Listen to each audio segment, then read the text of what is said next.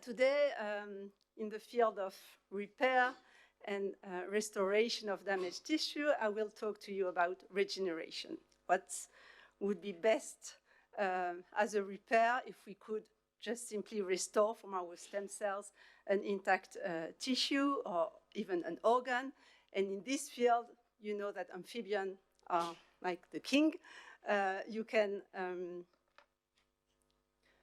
So in the newt, for instance, you can section the limb and it regenerates. In xenopus frog, you can section the tail and it regenerates. So they have this wonderful power of regeneration. And in our lab, we are trying to understand the mechanism underlying this regenerative capacity with the aim of potentially triggering this in patients. And our model is the retina. So as we've heard this morning, there are different types of retinal disease. I will today focus more on the degeneration of photoreceptors. And in this case, you probably know the age-related macular degeneration. In France, it's DMLA, AMD, or genetic disease like retinitis pigmentosa, which leads to photoreceptor cell death. And as there's no spontaneous regeneration, this leads to vision loss. In the worst case, to blindness. Depending on whether it's a genetic disease or not, depending on the stage of the disease, there are obviously different types of potential therapies. So today there are, I would say, almost no cure for these diseases, but there are many different approaches. You've heard already, and you'll hear probably from Denise Dalcara about gene therapy, gene augmentation, which can be done at early stage of the disease. But at later stage, when photoreceptors are already gone, you've heard about transplants, about optogenetic therapy, but today I'd like to tell you about cellular therapy. And not the one where you manipulate stem cells in vivo and do transplantation, but whether we could self-repair our own retina from our own stem cells. So in this matter, I need to introduce you with one important cell type in the retina, which is of interest for regeneration, which is a glial cell, and which is called the Mueller cell, this purple one here that spans the whole thickness of the retina. And these Mueller cells in the fish have been shown to be able, in case of injury, to re-enter into the cell cycle and regenerate all types of damaged neurons. As I told you, this is not the case in the mouse, in mammals. Upon injury, these cells re-enter into a gliotic state, but they do not reprogram into stem cells, and so they do not proliferate. However, and this makes the whole difference and the whole interest in this subject, is that it has been shown a few years ago that you could, if you add some growth factors or overexpress some transcription factor, these cells can exit quiescence and proliferate upon injury and regenerate sometimes some types of neurons. This remains, however, highly inefficient, and it's clearly not enough for repair.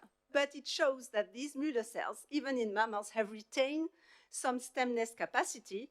And we think that if we learn more about how it happens, how the mechanism underlying this mechanism in species where it spontaneously arises, then we could maybe better figure out the key determinants that could trigger this regenerative capacity in mammals. And so with this in mind, finding species which have this spontaneous ability, we were interested, as I told you, amphibians are really good at regeneration, and we wondered whether amphibians could be also good models to study the mechanism underlying Mueller cell regeneration. And so we developed these last few years different models of retinal injury in an amphibian species, the xenopus frog. Either we perform simple mechanical injury, so we do just a needle poke injury, and then we can analyze the impact on Mueller cell around this injury. or we develop a transgenic line allowing for conditional and reversible photoreceptor ablation, here cone rod cell ablation, or we also generate a CRISPR model targeting the rhodopsin gene, which is known to be highly frequently mutated in patients afflicted with retinitis pigmentosa. And in all these different injury models, we looked at the behavior of Müller cells, and what we found is that indeed, in amphibian, in the xenopus tadpole, Müller cells, upon this injury, are able to exit quiescence, proliferate, and regenerate photoreceptors. So that makes xenopus an additional model to study retinal regeneration. And so I'd like now to present you how we could, using this model, identify key determinants for regeneration and use this knowledge to trigger regeneration in the mouse. So we first focus on one signaling pathway, the hippo-YAP pathway, which is a signaling that has been shown to be very important for cell proliferation and stemness behavior, and it regulates the organ growth during development. And just what you need to know is that on this signaling pathway, we will focus here on the downstream effector of the pathway, this YAP construct, this YAP factor, which is, upon the activation of the pathway, is phosphorylated and which makes it inactive. So it remains in the cytoplasm or it's degraded. And it's when the pathway is off that this factor can enter into the nucleus and activate as a co-transcription factor the target genes, right? And so we found actually that this factor, YAP, is specifically expressed in Müller cells. You see with a double staining with a Müller cell marker, there is a perfect match. And originally we were quite surprised to see this expression in quiescent cells because these Müller cells do not proliferate. So we wondered whether this factor could actually confer some stemness potential in these Müller cells in case of injury. So to address this question, we do what we usually do in our field. We try to eliminate this gene and look at the impact on the regenerative capacity of the retina. And so we took advantage here of a transgenic line that allows for conditional expression of a dominant negative form of YAP. And so we combine this transgenic line with a retinal injury, and we analyzed Müller cell response to this injury. So here in a control situation where you can see here in green, there's the nice layer of the photoreceptors. You can see at the site of the injury, there are plenty of Müller cells that re-enter into the cell cycle. You can see them in red here. But when we interfere with YAP function, then at the site of the injury that you can see here, there's no cell cycle re-entry of these Müller cells. So this tells us that this factor seems to be absolutely necessary for these Müller cells to re-enter into the cell cycle upon injury. So we thought, can we use this factor to awake dormant Müller cells in a mouse retina? And so that's what we did here with, so how do we proceed? We use retinal explants that we culture in the presence of an AAV that overexpressed this YAP construct. What I have to tell you here is this AAV, it's this SHH10, which specifically target Müller cells. So we can overexpress YAP specifically in Müller cells. And we use a construct that is mutated so that it cannot be phosphorylated by the hippo pathway. So it's a constitutively active form of YAP, okay?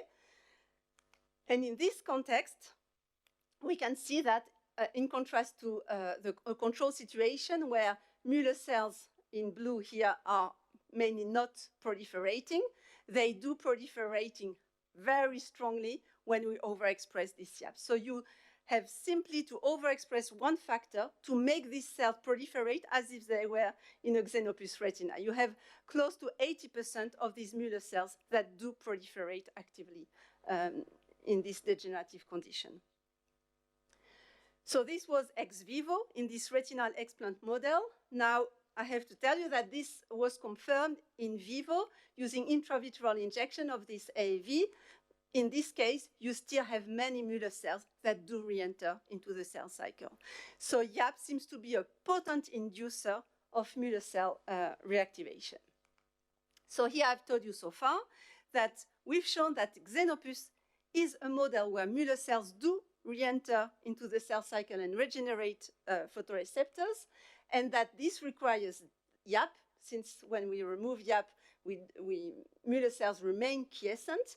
And on the other hand, in the mouse retina, while normally these Muller cells are quiescent, you simply have to overexpress one factor, YAP, to allow them to re-enter into the cell cycle and proliferate. So that was an example of an intrinsic factor that we determine, that we identify in xenopus, and that could help to trigger Muller cell cell cycle exit in a mammalian retina. Now, I'd like to show you in the next part of my talk that intrinsic factors are clearly not enough, and that the microenvironment, the niche in which Muller cells reside, is obviously highly important. And this started with a comparative analysis where we initially wanted to compare Muller cell response to injury in two different xenopus species and during the aging of the tadpole. So at the time, I don't know if you have to guess, but at the time I was guessing that in two xenopus species, so closely related species, Muller cells would respond similarly, right?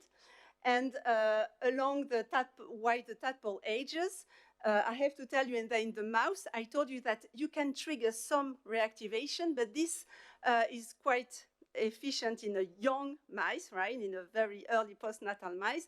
But the older the mice is, the less efficient this will be, right? So here, if I had to guess, I would say, I would have said that Muller cell would respond similarly in the two xenopus species, and that this capacity would decrease while the animal is aging. Now, I have to tell you that I lose all my bets, so you'll see that this was also the case here. So to compare two different species, we obviously have to design the exact same paradigm of injury. So here we designed this CRISPR model targeting the rhodopsin gene in the two species, right? So that's what we did, and when we compare the efficiency, the models are extremely similar. Photoreceptors that you can see nicely here in green in Tropicalis and Levis are almost completely gone in the two models. So very efficient degeneration, very good model mimicking the retinitis pigmentosa disease. Now, when we look at Muller cell response to injury, while in Xenopus levis, I told you already, these cells do respond to the injury by re-entering into the cell cycle. You see plenty of them proliferating. This was not the case in Tropicalis. So although these species are really closely related, right, there is something that differs between them, so that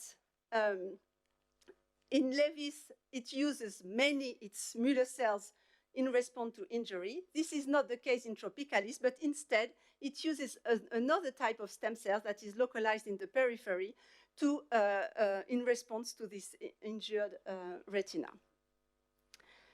Now, not only we found this difference between these two species, but even during aging in Levis. So when I told you earlier that, yes, it's working in Levis, Muller cells do respond to the injury by proliferating.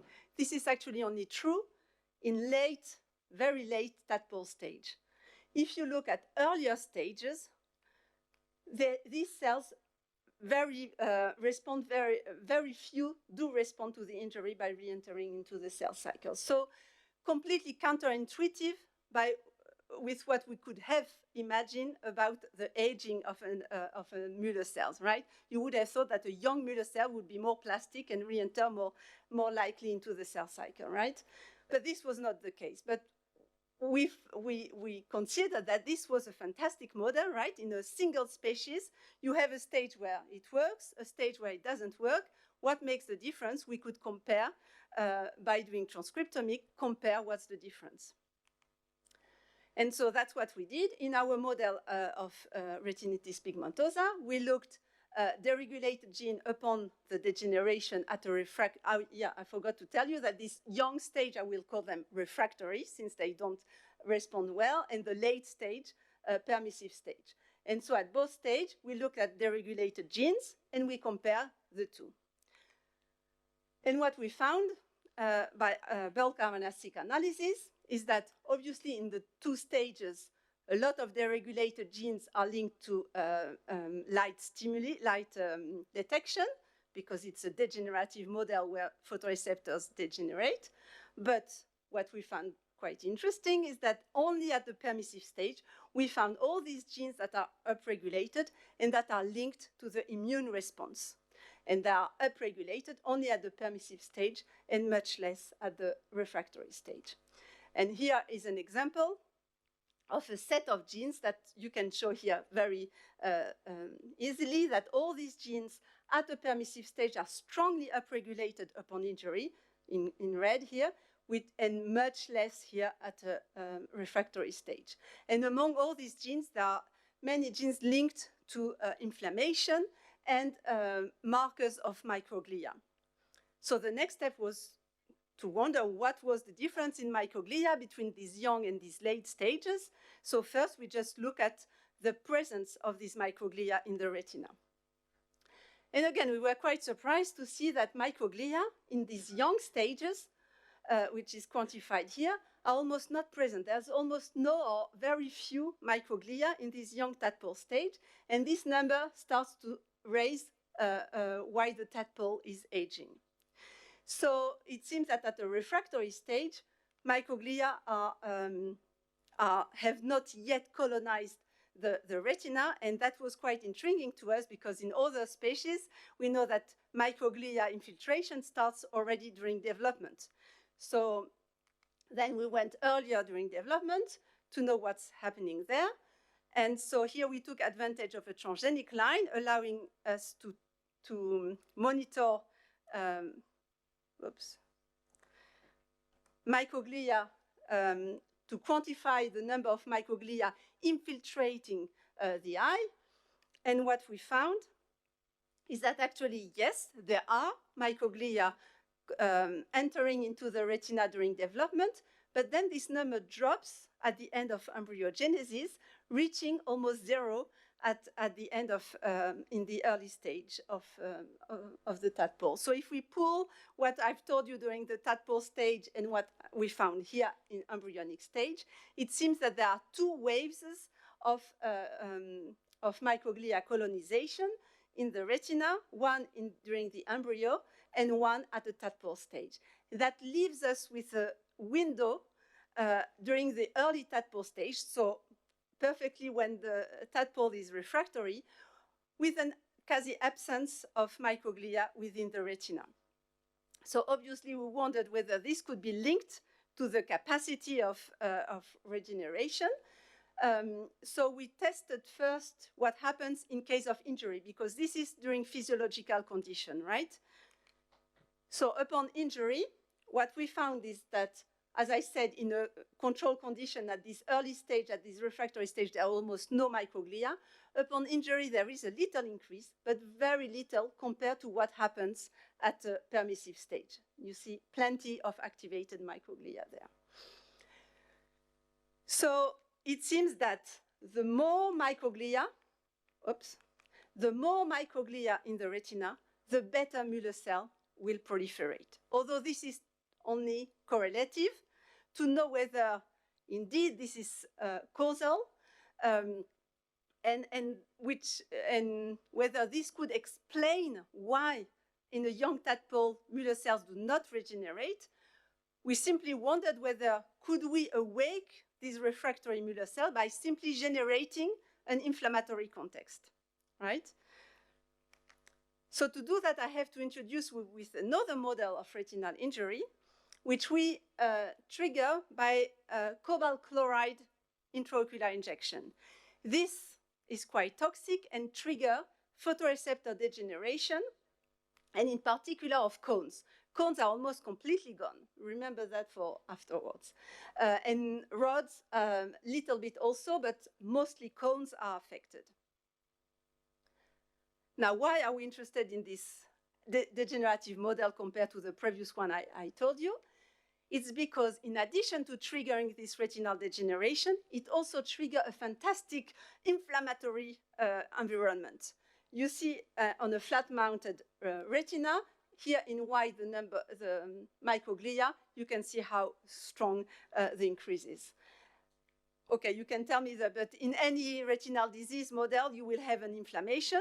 This is correct, but in comparison, this COCL2 model triggers much more increase in microglia, and you can see how activated they have. They have this amoeboid shape, while in our rhodopsin knockout, microglia are much less numerous and have this ramified morphology.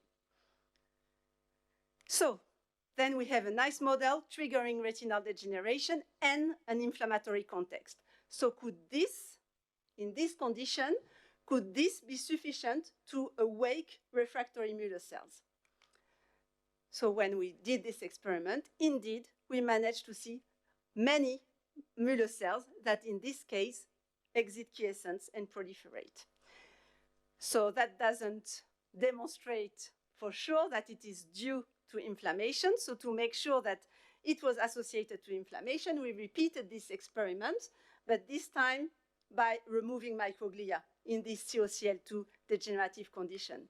And in this case, the number of Müller cells decreased, suggesting that this upregulation was really due to the inflammatory context triggered by COCL2, right? So what I've told you here is that in a young tadpole, there is very little microglia, so very little inflammation, and we propose that this is the reason why Müller cells are refractory. And on the other hand, in an old tadpole, microglia have infiltrated the retina and allows to generate an inflammatory microenvironment that favors Müller cell cycle reentry. And we have shown that by a simple immune challenge, we can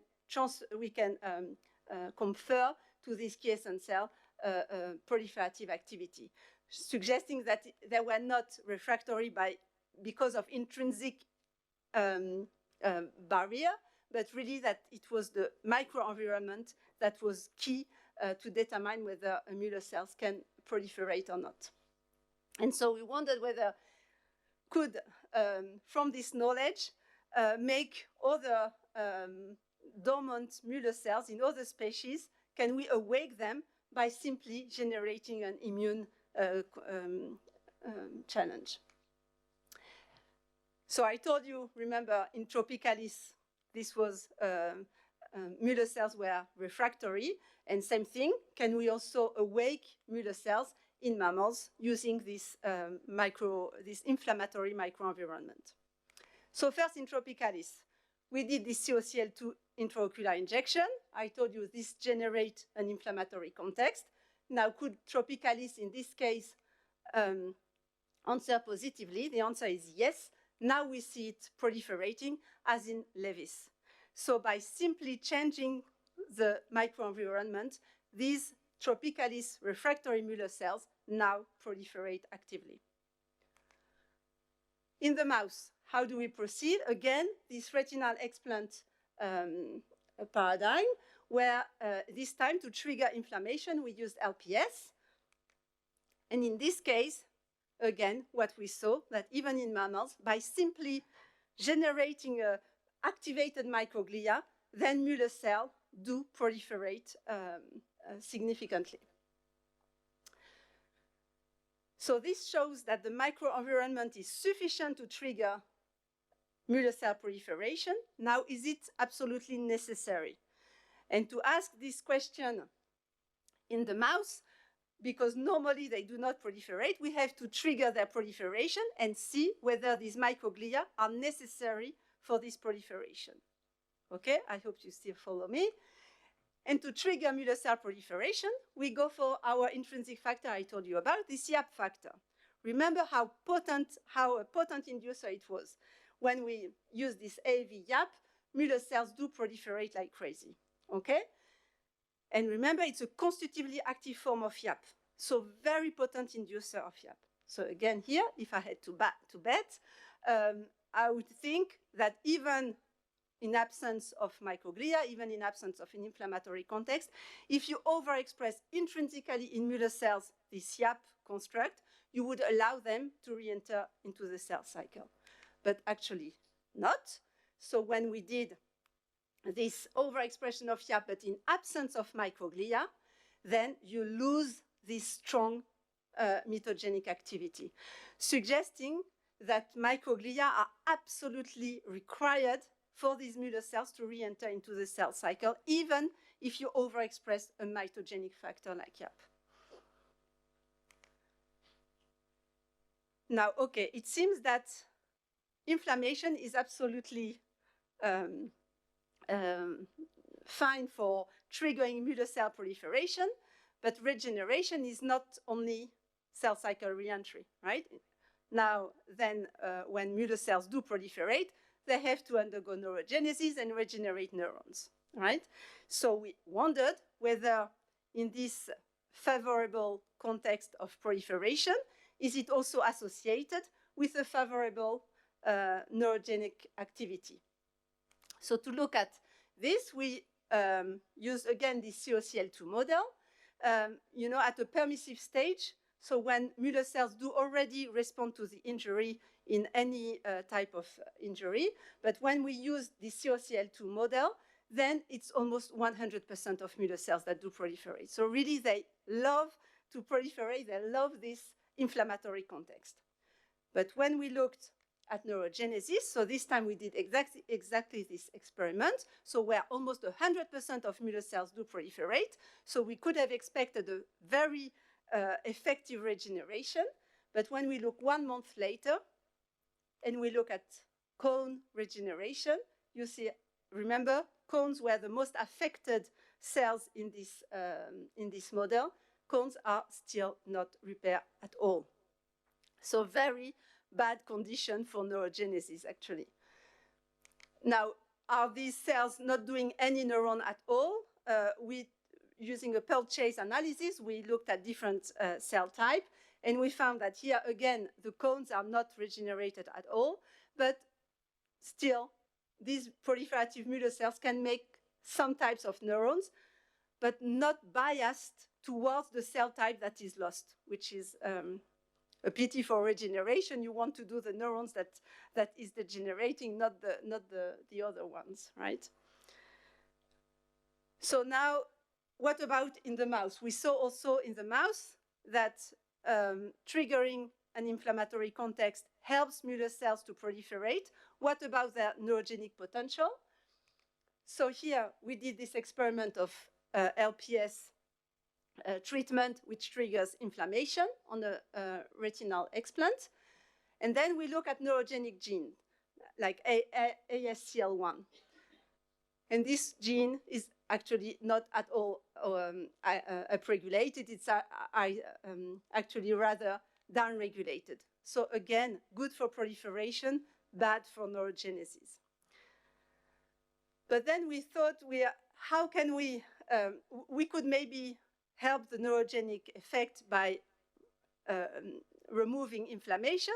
But if inflammation is absolutely required, I told you it's absolutely required for the first step of the regeneration, how can we manage to have this inflammatory context first and then the inhibition of inflammation?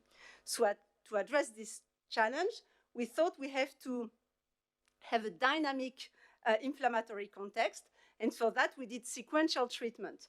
First, we trigger an inflammatory context with the idea of triggering Mueller cell quiescent exit. And so the first step of regeneration. And then ablate microglia to allow inflammatory resolution and then allow potentially neurogenesis to occur. And in this case, indeed, we found that this sequential treatment allows Müller cell proliferation and this significant upregulation of neurogenic gene. So as a conclusion, although in the field, it's rather like the dogma is that inflammation in mammals is rather detrimental for regeneration. And indeed, we saw that neurogenesis is affected by, is negatively affected by inflammation. However, our data suggests that although it may inhibit neurogenesis, it is activated microglia are absolutely required for the first step of Müller cell reactivation. And so we propose here that this effect is really conserved among vertebrates and not as suggested in the literature where they could have different effects in regenerative versus non-regenerative species. Here we think that when we sequence, when we look at the different sequence of regeneration, actually inflammation has similar pro-mitogenic effect on Müller cells, both in xenopus and in the mouse. But since it has this deleterious effect for the neurogenic step, we believe that we have to play with the environment to make it friendly for regeneration, first for proliferation, and then for regeneration by, in the second step, inhibiting this inflammatory context. And so with this schema, I'd like to finish by thanking all the people in the lab involved in this work, and in particular for the xenopus part, it's mainly Karine, Alicia, Albert, Léa, Jinxian, Caroline. And for the mouse part, it's Sophie, Demi, Jérôme, Juliette, and Patrick. And our collaborators, also Jan Odik from Rennes, who help us with the xenopus sequence analysis, and Denise Dalcara for the AAV the AAV YAP that I mentioned. So, and thank you very much for your attention.